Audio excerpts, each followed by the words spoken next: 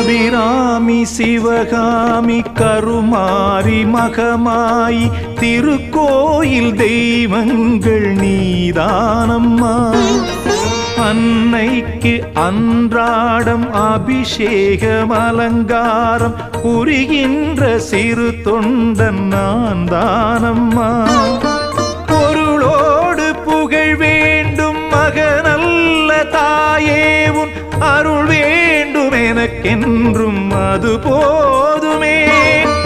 அடுத்திங்கு பிறப்பொன்று அமைந்தாலும் நான் உந்தன் மகனாக பிறக்கின்ற வரம் வேண்டுமே.